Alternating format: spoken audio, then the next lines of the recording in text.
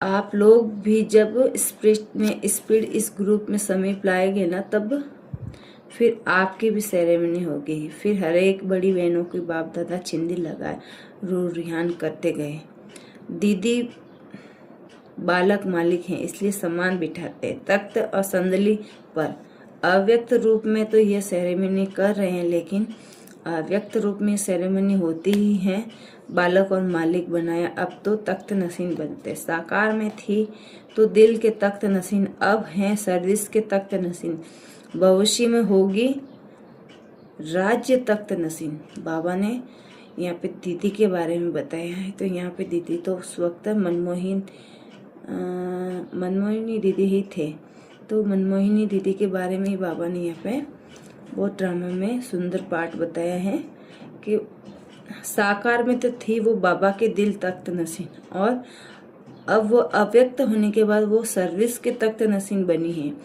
और वो भविष्य में क्या होगी, राज्य तख्त नसीन, मतलब राज्य की कोई न कोई वह अच्छी पोस्ट पे, अच्छी पद पे ही होगी।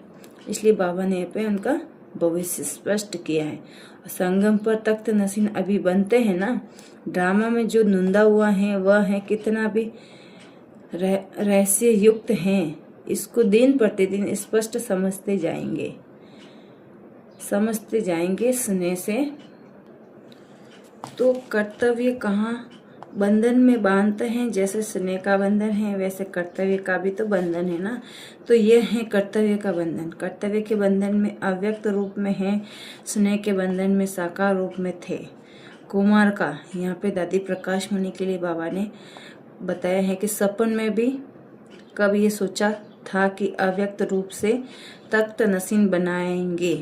तख्त नसीन कौन बनता है, जो सदैव नशे में है और निशाना बिल्कुल एक्यूरेट रहता है। नशा और निशाना, योग और ज्ञान, ऐसे बच्चे ही तीनों तख्त के अधिकारी बनते हैं।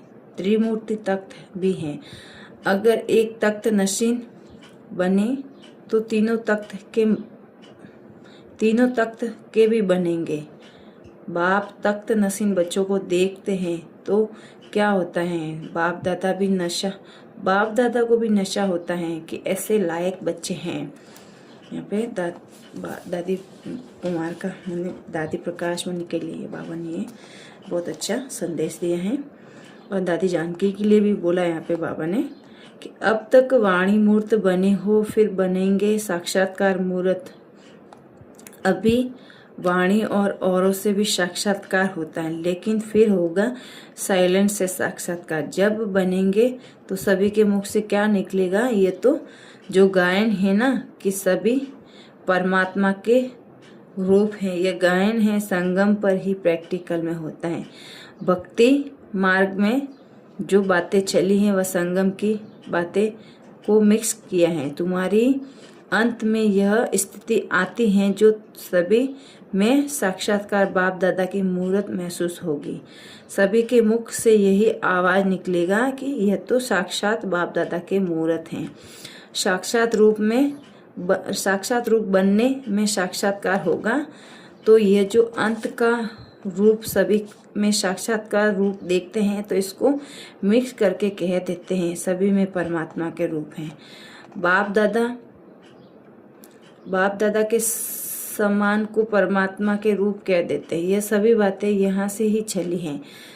तो साक्षात्कार मूर्त बनने के लिए साक्षात बाप दादा सम्मान बनना है। तो चेकिंग क्या करनी है, समानता की चेकिंग करनी है कि कहाँ वह चेकिंग नहीं तो बचपन की थी, अब चेकिंग करनी है समानता, और उतना सम्मान मिलेगा। समानता से तो अपने सम्मान का पता लगा सकते हैं, समानता कहाँ तक आई है और कहाँ तक समानता लानी है। यही ही चेकिंग करना और कराना, ये भी टॉपिक हैं जिसमें समानता देखो उतना समीप समझो। समीप रतन की परख समानता है। यहाँ पे बाबा ने दादी जानकी जी को ये संदेश दिया था। अभी चंद्रमणि दादी जी के लिए कुछ संदेश बाबा ने दिया है कि आप सूर्यमणि हो या चंद्रमणि हो, चंद्रमणियाँ जो होती हैं उसका निवास स्थान कहाँ, और सूर्य मणियाँ जो होते हैं उसका निवास स्थान कहाँ होता है। आप कौन सी मणि हो, दोनों है ना, शक्ति रूप भी हो तो शीतल रूप भी हो। इसीलिए कहती हैं कि सूर्यमणि हूँ चंद्रमणि हूँ, अभी नॉलेज तो आ गई है लेकिन स्थिति तो नहीं है ना। नॉलेज से लाइट आई है, अभी माइट नहीं आई है। जब लाइट और माइट दोनों में एक रस होंगे तो नंबर आउट होंगे। अभी औरों को भी नॉलेज की लाइट दे सकती हो, माइट नहीं दे सकती हो। इसीलिए सफलता भी उसी अनुसार होती है। सभी को लाइट अर्थात रोशनी आ रही है कि इन्हों की नॉलेज क्या है, लेकिन लाइट का प्रभाव कम है। आधा कार्य अभी रहा है, हुआ है। माइट देने में नंबर 1 ये बनेगी। बाबा ने चंद्रमणि दादी के लिए बोला कि यह माइट देने में नंबर 1 बनेगी। कोई का लाइट देने में नंबर 1 आगे हैं, लेकिन कोई का माइट देने में नंबर 1 आगे है। दोनों में हैं, तीनों क्वालिटी हैं। बाप दादा ने दादी जी के लिए यह संदेश दिया कि इनमें लाइट, माइट और तीनों ही क्वालिटी है देने में। तो जब बाप दादा सिंधी पहनाते थे तो सभी तालियां बजा रहे थे। सतयुग में बजेगी शहनाइयाँ, अभी बजती हैं तालियां। बाप दादा ने कितना सुंदर रीति बताया। यहाँ पे भी मतलब चंद्रमणि दादी भी कोई भी बाप दादा का यहाँ पे इशारा है कि इसमें तीनों क्वालिटी है, तो ये कहीं ना कहीं ये भी बड़े पद पर ही होगी। मतलब सतयुग में इसके लिए शहनाइयाँ बजेगी, है ना। तो अब भी बजती है तालियां, तो शहनाइयाँ बजेगी मतलब तो शहनाइयाँ तो उसी के लिए बजती है जो एक राजा के घर में अच्छे पद पे होता है, बेटा, बहू या फिर जो भी है, स्वयं राजा रानी, कोई भी क्वालिटी हो सकती है ना। तो बाबा यहाँ पे उनके लिए बता रहे हैं, मतलब इतना ऐसा हिंट दिया ना, उससे हम बहुत सारे चिंतन कर सकते हैं। बाबा ने इतना सुंदर रीति बताया। और निर्मल शांता दादी के लिए भी बाबा ने यहाँ पे कुछ अच्छे से विस्तार से बताया है कि तन के रोग पर विजय प्राप्त कर रही हो, संगम पर ताज, तिलक, तख्त और सुहाग भाग्य सभी मिलते हैं। एक ही समय पर सर्व प्राप्तियां बाप दादा कराते हैं। एक ही जो एक जन्म की देन अनेक जन्म चलती हैं, वैसे बच्चों को भी फिर अनेक जन्मों के हिसाब किताब एक जन्म में चुकता करना है।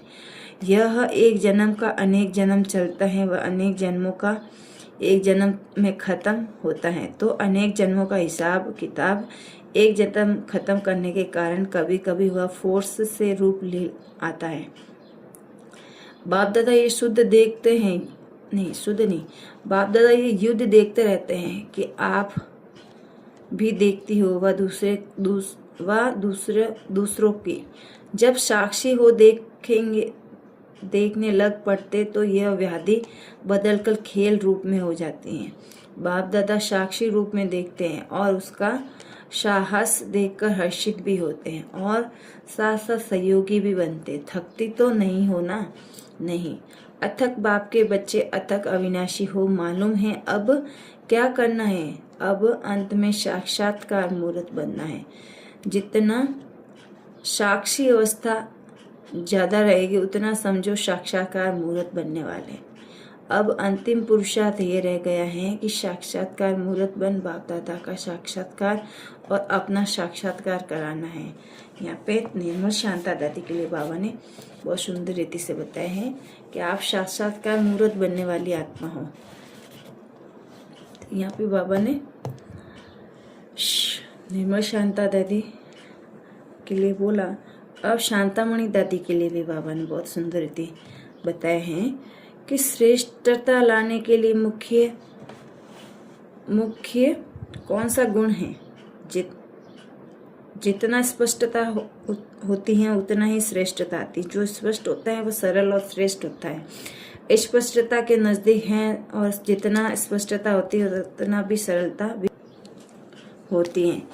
सफलता भी इतनी समीप लाती है। समीप रत्नों की निशानी किसमें मालूम पड़ेगी। समानता से बाप दादा के संस्कार की समानता से समीपता का मालूम पड़ता है। तो समानता समीपता की निशानी है। आदि रतन होना, आदि सो अनादि। जो आदि रतन है वह अनादि गायन योग्य बनते हैं।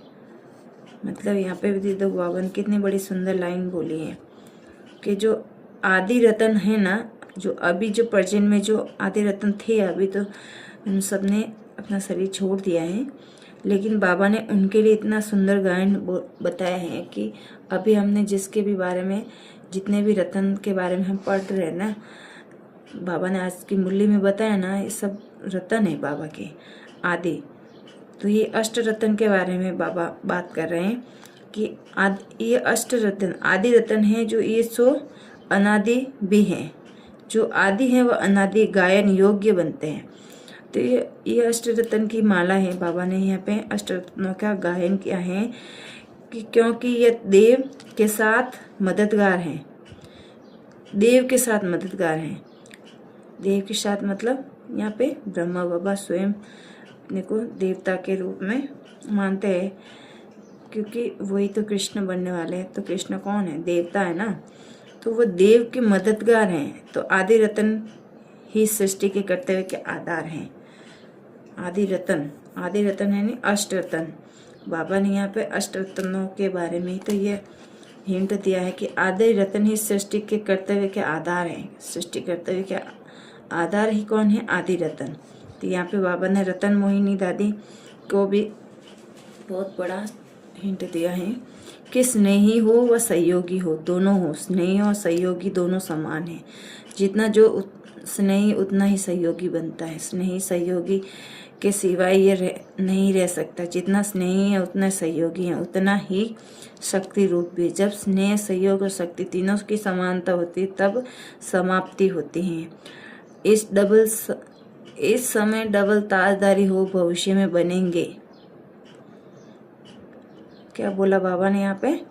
इस समय डबल ताजधारी हो कि भविष्य में बनेंगे। संगम पर डबल ताजधारी हो। कौन सा डबल ताज है? एक तो है स्नेह का और दूसरा है सर्विस का।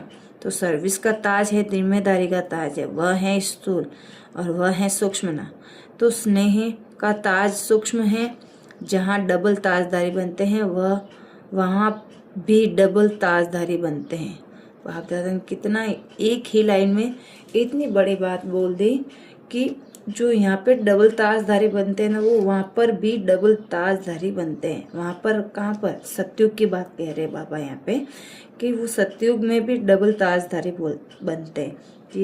ये पॉइंट्स किसके लिए हैं? दादी रतन मोहिनी के लिए। तो उनके लिए बाबा ने बहुत सुंदर रीति बताया है कि बाप दादा डबल ताज देते हैं। नंबरवार ताज तो होते हैं ना, यहाँ भी नंबरवार पुरुषार्थ अनुसार ताजधारी देखने में आएंगे। तो बाबा ने यहाँ पे दादी जी के लिए इतना सुंदर बात बता दिया। ये चीज़ अव्यक्त वाणी से ही पता चलती है। तो हम सबको अव्यक्त वाणी बहुत ध्यानपूर्वक सुननी चाहिए। बाबा के बहुत बड़े बड़े राज छुपे हुए होते हैं इस अव्यक्त वाणियों में। तो यहाँ पे बाबा ने मनमोहिनी दादी के बारे में भी इतना सुंदर रीति बताए हैं कि जैसे साकार में जब अव्यक्त प्रोग्राम चलते थे तो श्रृंगार कर बैठते थे, आज वही श्रृंगार हुए चित्र देखते हैं। हर एक की विशेषता अपनी अपनी है। जो विशेषता समीप लाती हैं आपकी विशेषता क्या है? सर्व से स्नेही और सर्व के सहयोगी बनना। यह विशेषता है। जो सर्व के स्नेही बनते हैं वह सर्व के स्नेह और उनको प्राप्त होता है। तो सर्व स्नेही कौन बनते हैं? जो सर्व त्यागी होते हैं, और जो सर्व त्यागी होते हैं वही सर्व के स्नेही और सहयोगी बनते हैं। तो ऐसे श्रेष्ठ संकल्प वाले श्रेष्ठ पद के अधिकारी बनते हैं। यहाँ पे देखो बाबा मनोहर दादी के लिए भी मनोहर दादी के लिए भी यहाँ पे बाबा ने इतना सुंदर पॉइंट्स बोल दी है बाबा ने कि जो यहाँ स्नेही और सहयोगी बनते हैं, इस संगम पर जो वो सर्व के स्नेही और सहयोगी बनते हैं, ऐसे श्रेष्ठ संकल्प वाले श्रेष्ठ पद के अधिकारी बनते हैं। है ना। यहाँ पे श्रेष्ठ पद के अधिकारी का मतलब क्या है, मतलब सतयुग में भी इनको बहुत सुंदर पद मिलने वाला है, मतलब कोई न कोई राजघराने का ही पद मिलेगा, मतलब वो भी कोई राजा या महाराजा या फिर राजाओं के घर में बच्चों के रूप में, प्रिंस के रूप में कोई भी श्रेष्ठ पद मिलने वाला है यहाँ पे, उनके लिए बाबा ने इतना सुंदर बताया। संकल्प में भी सर्व के कल्याण की भावना हो, सिर्फ अपनी नहीं। ऐसे ही सर्व प्राप्तियों के अधिकारी बनते हैं ना, तो ऐसे को बाप दादा तथा सभी के सत्कार मिलती हैं। सत्कार का अधिकार लेना ये भी बहुत बड़ी बात है। अच्छा, यहाँ पे बाप दादा ने अपनी वाणी को विराम दिया है, लेकिन मैं ज़रूर इस वाणी के बारे में वापस आपको रिपीट करना चाहूँगी कि बाप दादा ने इन अष्टरत्नों के बारे में आज की वाणी में जो बाबा ने अपनी वाणी से जो इनके लिए इतने सुंदर सुंदर बातें बताई हैं कि भविष्य में क्या बनने वाले हैं। तो बाबा ने जितने भी राज खोले हैं ना, सब दादियों के बारे में या बाबा ने ड्रामा के बारे में, जो ये जो बड़ा ज्ञान है ना, ये बाबा ने सब अव्यक्त वाणियों के द्वारा ही हम बच्चों को दिया है। तो हमें अव्यक्त वाणियाँ बहुत ही ध्यानपूर्वक सुननी चाहिए और उसको रीड करना चाहिए। ये हर एक बच्चे का जन्मसिद्ध अधिकार है। अच्छा, ओम शांति। आज के लिए इतना ही। नेक्स्ट वाणी पे नेक्स्ट टॉपिक में चर्चा करेंगे।